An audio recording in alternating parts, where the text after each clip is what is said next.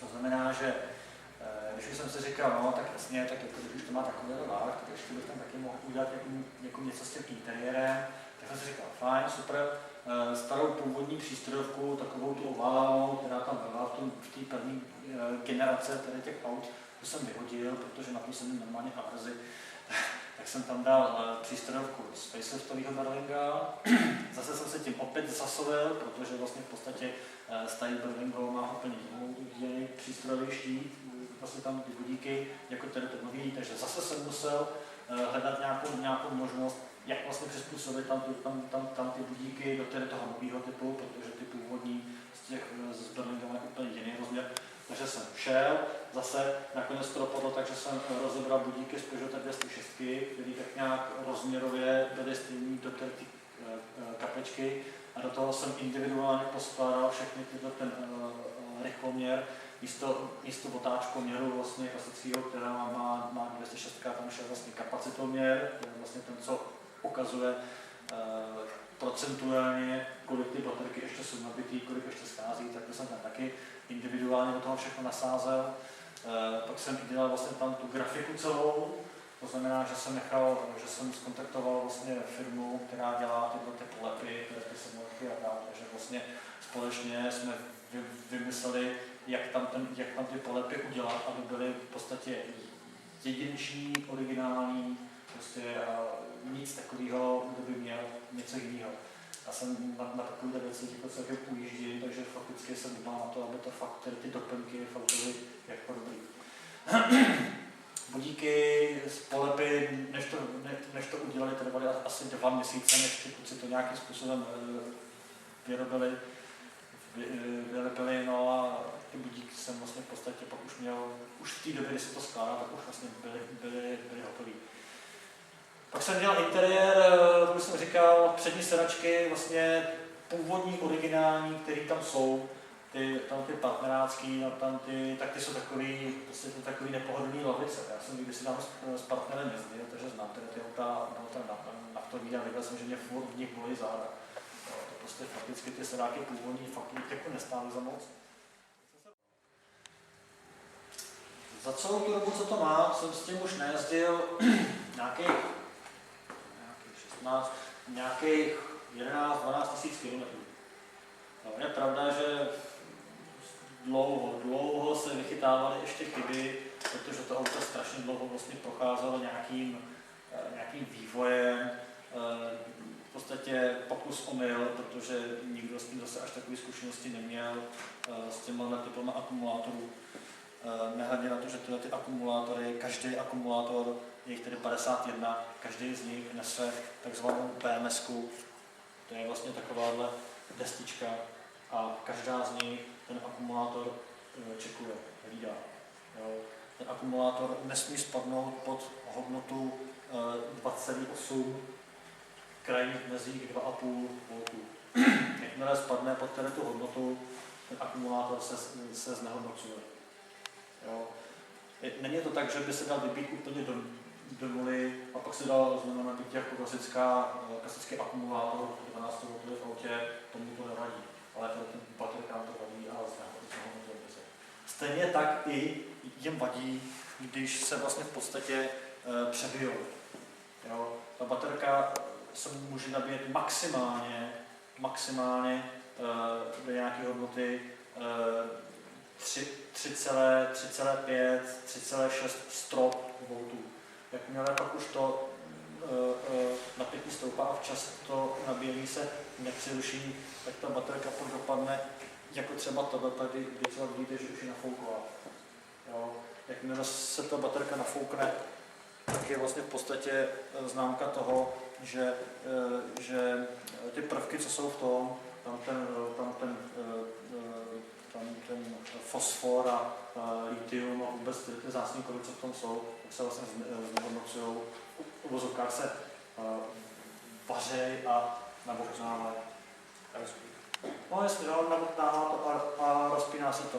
Jeden můj dobrý známý, který právě do toho taky dělá, tak mi tvrdí, že když se takhle nafouká baterka vlastně už jako znehodnocená, když už se nafoukne teda nějakým tím nedopatřením, takže stačí jí dát pryč do lisu a znovu jí zase zmačknout, že pryč zase bude v pohodě, ale jako zkoušeli jsme to a nejde prostě, nejde prostě zmačknout, prostě je už definitivně znehodnocený. Konkrétně tyhle ty akumulátory jsou znehodnocený oba dva.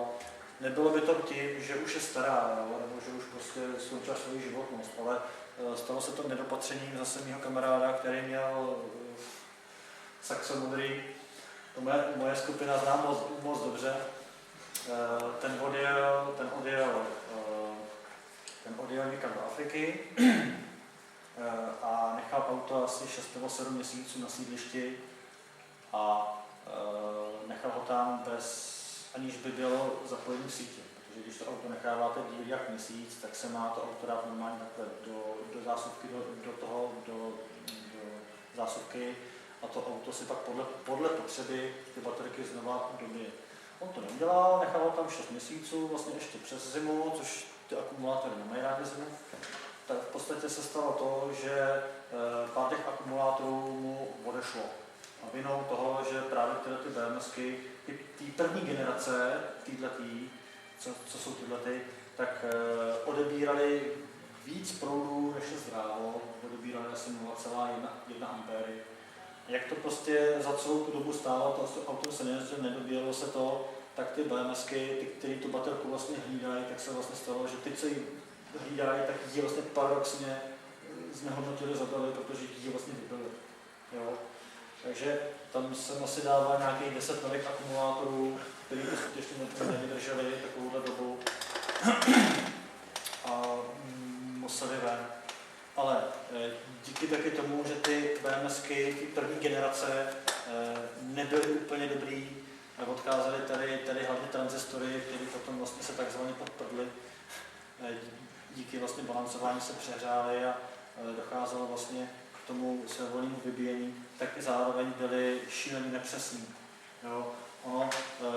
Každá ta BMSka na každé baterce vydává informace řídící jednotce a ta řídící jednotka na základě těch hodnot, které mu ta destička podává, určuje nabíjení. No, takže když vlastně v podstatě se stane, že tato BMSka už ví, že ten článek už je nabitý, že má 3,5, tak už má dát informaci nabíječce, tam ty řídící jednotce a ta řídící jednotka už zase má dát informaci nabíječce, už dost přestane nabíjet, baterka už je prostě nabitá. No a jak tyhle ty BMSky, ty první generace nebyly moc ještě vychytaný, tak vyhodnocovala špatný údaje, vyhodnocovala míň, než ve skutečnosti bylo. Takže ta baterka se vlastně přebíjela. A na základě toho ta baterka už je nafoukla. Protože podle mě tam už museli jít i nějaký 4 V a to už fakt muselo být jako znehodnocená. Takže ten elektromotor, to, co si vezme z těch akumulátorů, tak ten motor taky dokáže do těch baterek vrátit. Takže on vlastně v podstatě takzvanou rekuperací, když si vezme nějakých plácnů, když si vezme nějakých výkonnostně krátkodobě, když jdu do kopce, sežere nějakých 2% z celkové kapacity, tak pak zase cestou zpátky téměř ty samé 2%, který si to sebere z té kapacity, zase potom dovede vrátit zpátky do toho akumulátoru. Takže je to v podstatě taková velká výhoda tady toho strany. No, jak už jsem řekl, je to auto na denní ježdění, to znamená, že když si to spočítám, kolik kilometrů už jsem s tím najezdil, kolik jsem s tím ušetřil, tak vlastně v podstatě od té doby, co s tím jezdím, už je to nějaký rok a něco, tak nějakých 30-40 tisíc, jenom za samotný benzín, vlastně něco bych normálně dal do klasického spalováku, mi tohle vrátilo. A jako když si člověk spočítá, že vlastně dá vlastně 500 000 do auta takovýhleho, tak, nebo zase, když pak dá dalšího 500 000 pláců do Octavie, která ztrácí na hodnotě vlastně v podstatě každým rokem, žere benzín, ztrácí na hodnotě, tak jako tohle zase až taková jakoby úplně špatná investice není. Jo. protože sice mám omezený dojezd, ale mám auto, který jezdí v podstatě zadarmo, když to vezmu, nabijím si ho, když to tady, anebo na Černém mostě, tam je centrum Černý most, tam jsou normálně dobíjecí strany, mám takovou kartičku, tu jsem vlastně zdědil předchůdci, vlastně přijdu, odevřu si magneticky od préčka a odevřu si to, dám se to tam do nabíječky, odjedu a přijedu odpoledne. Auto je vlastně nabitý, takže můžu opět pokračovat vlastně v cestě. Jo. Takže je to fakt taková sranda. Je to i někdy jako dobrodružství. No. Jednou se mi právě stalo, když jsem si najížděl první kilometry, že jsem si říkal, jo, pojedu tamhle, pojedu do Milovic a zpátky, jsem tak nějak zkoušel, to bude vlastně první stovka v kuse najetá. Tak jsem si říkal v pohodě a jedu, schází mi nějaký 15%, to už domů dojedu, to je v pohodě. No a jenom, že na dálnici zrovna byla bouračka a nebylo možné to projet, a tak policajti to prostě svedli přes horní, dolní, prostě absolutní díry a fakt musím říct, že už jako začínal jsem už mít takový obavy, jestli jako fakt to dám, jestli to domů dojedu, protože to byla zajížďka nějaká 20 kilometrová, ale jako s tou kapacitou už jako fakt jsem byl jako na tom špatně. Jako dal jsem to, jo, ale člověk musí fakticky počítat s nějakou rezervou, protože nikdy neví, kde se co může stát. Takže fakticky člověk přemýšlí dopředu, jestli pojede tamhle, teď třeba pojedu v sobotu do Karlových Varů za kamarádem, což je nějakých 130 km vlastně od mého domova. Takže si říkám, jo, tak se najezdím 180, je zima, to je takových nějakých 5% kapacity dolů, měl bych to dát, 30 km mám mít jako rezervu, takže bych to taky měl dát. Takže jo, takovýhle trasy, které se to skutečně přidám, jak to tak nějak prokalkulujete, bez problémů dáte. Já jsem tady s sebou i jeden Sadgem box otevřený, abyste tak nějak měli přehled, jak to uvnitř vypadá v tom mým původním Sadgem boxu. Ten se vlastně v podstatě skládá ze 4 důležitých částí, bez kterých by to auto vlastně nefungovalo, nebo prostě nemohlo fungovat normálním skladem, tak jak normálně funguje. I v tomhle autě je klasická řídící jednotka, jako v každémkoliv jiném osobním autě, ať už je to benzínový, dieselový, prostě na tom není vůbec nic jinak, takže v podstatě řízení funguje tady taky. Je tady, já nevím, jestli se chcete podívat, nebo jestli vás to zajímá, je tady nabíječka, takzvaná AC/DC, to znamená, že z 220 udělá, z 220 střídavého udělá 175 V stejnosměrného. Ona dovede udělat až 190, ale musí to nabít na tu potřebnou voltáž, vlastně, která v tom autě. Ta nabíječka je z výroby konstruovaná na 100 Ah baterky, které původně vlastně v tom autě byly na ty nikokadmiony. Jenomže teď jsem tam dal ty 160, což je vlastně v podstatě 2x tolik. Takže když tenkrát to auto nabíjelo 5 hodin z tohoto nabíječka, tak teď to nabíjí zhruba nějakých 8-9. Jako z úplného vybití, když to řeknu, z procentuálně úplného vybití, tak ti to trvá až nějakých 9 hodin plus minus a maximálně. Já nedělám to, že to auto od nabití vybijím až vlastně úplně na nulu nebo na nějakých 10%, ale dělám třeba to, že ji vybijím tak do těch 50, maximálně 40.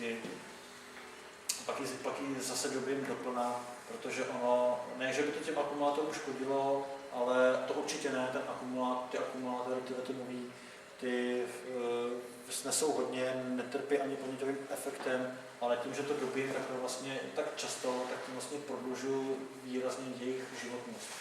Jo. Tím akumulátorům to vlastně chutná mnohem víc, než kdybych to dělal nabít do maxima, vybít do minima a takhle furt dokola, tak ten akumulátor jako si jako dřív jako znehodnotí. Takže jak můžu a chci, tak prostě nabijím, ale není to proto, že se to prostě nedá. Je to prostě o tom, že tak tím vlastně prodlužuju tu životnost a taky vím, že když potřebuji se někam dál, než jsem původně potřeboval, tak vím, že můžu, protože ta kapacita, ty akumulátory vlastně na tu hodnotu jako vlastně nabitý jsou. Jo. Každý akumulátor vlastně tedy akumulátor číslo 1, 2, 3, 4, 5 až vlastně 51. Každý z těch akumulátorů je hlídaný až 51.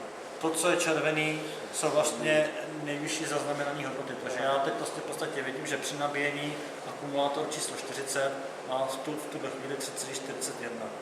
Jo? Cože? 4, no ano, 4,21. Zase naopak nejslabší akumulátor číslo 12, 3,37. Jo? Takže v podstatě vidím, který akumulátor je na tom nejlíp, který je na tom nejhůř. Když by nějaký akumulátor fakt byl nějaký špatný, tak ty hodnoty jsou samozřejmě někde úplně jinde. Teplota akumulátoru je závisí na tom balanceru samotném. Jo? Ono to hlídá i tu teplotu toho akumulátoru. Takže když vidím, že nějaký akumulátor se skutečně zahřívá víc než je zdrávo, nabíječka automaticky přeruší proces nabíjení. A tím ten akumulátor ochrání, protože se neví, co tam vlastně může být vlastně momentálně jako v tu chvíli špatně. Můžu tady vidět, kolik momentálně do té nabíječky jde proudu. Jo? Teď tam speňáky 2589 W, což je něco méně než je klasický boiler, než máte doma. Boiler vlastně, když doma zahříváte vodu v boileru, tak v podstatě vlastně bere nějaký 3000 W. Jo? Takže to zase taková trága není. Nabíječka tam teď cpe nějakých 14,3 A, což je vidět i na tom displeji, co je v autě. Tam je to takový přehlednější, no. Tohle je takový složitější, ale zase tady vidím, jak se který akumulátor v tom stojí. No. To je v podstatě teď ty akumulátory, jo, má nějaký 87, celkově mají mít až 180. Jo. Takže teď ještě nějaký 100 nebo 93 Ah schází. Takže to ještě době. Takže tak nějak v kostce o té vlastní diagnostice, kterou ty akumulátory mají. Říkám to hlavní, nebo takový to nejdůležitější, nejpřehlednější v podstatě to, co mám tady, je i tam ten středový displej. To jsem tam dával vlastně místo těch původních hodin, jsem tam dával tam ten kontroler, abych viděl za jízdy, v jakém stádiu tam ty baterky jsou. Druhý, ten je vlastně nejtěžší, tam těch baterek je asi nějakých 28 kolik a vzadu. Ty malý boxy jsou po 14 akumulátorech, tuším. Takže tam je to vlastně v podstatě řešení vlastně ve 3 boxech.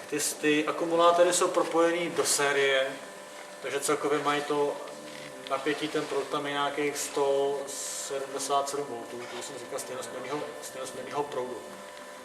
Stejnosměrný proud, jednou se mi stalo, že jsem si šáhnul na plus minus. Ku podivu, jako dá se to, jako když si šáhnete do sítě, kde je 220, tak vám prostě ochrne vám ruka, že jo, a neposlouchají vás prostě nervy. Ale když si šáhnete tady na těch 187 V, tak to jenom pálí, ale fakt to pálí. Jo. Takže jako nekopne vás to, nebrní to, ale jenom to prostě to, takže nedávám vám návod, abyste si šahali, to jako rozhodně ne, ale jenom jako vám to říkám jako pro zajímavost, protože je to takový to zajímavý. Tamhle ta černá krabička, to je v podstatě chránič kryt, tam je nádrž na benzín pro bufíka. Jo? Bufík to je tam to topení vlastně, aby mě v autě nebylo zima. No a tamhle jsem si ze srandy dal jako takový výstup spalováků, koncovku na výfuk, ze který jde vlastně kabel. To mám tak nějak v uvozovkách patentovaný. No. Tak nějak spousta lidí se ptá, proč mi tam trčí kabel a já říkám, no za prvý to žádný nemá, ten taková koncovka a my elektromobilisti se tímhletím jakoby vyznačujeme, že máme tady tu koncovku, že nám vlastně trčí z výfuku, tak my se tak nějak těch vlastně vyznačujeme. Takže všichni máme vlastně někomu to trčí vlastně z víka pátých dveří, no, tak já jsem si to dal tak asi. To asi podle vyhlášky není úplně správný, ale mám to tak. A věřeš, že ten územní zvuk? Cože? Věřeš, že ten územní zvuk? To se na mě dostal. Tohle ta krabice tady vlastně vede k kompletní vlastně elektrické vedení. Tam jsou vlastně tam ty silný dráty, které vlastně to posunou dopředu, do toho suction boxu. No a suction box vlastně, že jo, už ten proud potom vlastně podle potřeby dává vlastně do toho elektromotu. Tak, já to teď vyhracuju. Půjde to do cestu. Míňa.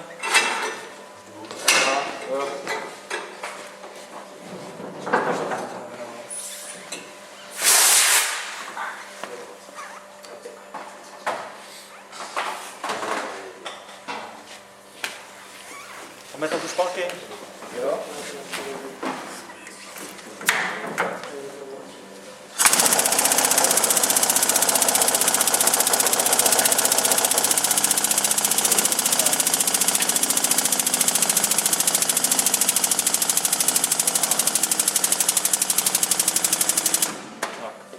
Na stav pneumatik se nedívejte, vím, že to není úplně nejlepší.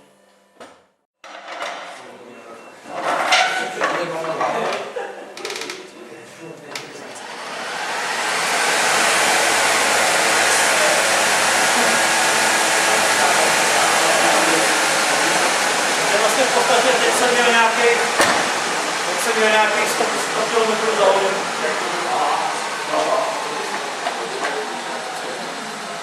Takže vidíte, že fakticky v podstatě není slyšet vůbec nic, jenom vlastně samotná mechanika, ložiska, kola a vlastně odpor tam těch pneumatik. Je celkem sranda s tím jezdit jako po kolích tramvaje, protože v okamžiku, kdy vlastně na ně najedou, tak se přestane hočet vlastně úplně všechno. A je to opravdu úplně ticho, takže kdybych to nějaký analogové hodinky, tak bych snad jako slyšel normálně tikot tam těch vteřinových prčičky, protože fakt je to absolutně tichý. No. Takže to já si jako to tichý jako vychutnávám, jako mám to rád. A ale to taky si poslouchám jako hudbu. Jak je zajímavost, tohle auto jezdí stejně rychle dopředu jako dozadu. Ale to dělá. No, takže vlastně v podstatě, když bych chtěl, tak dovedu couvat stejně rychle dozadu. Jako nějakou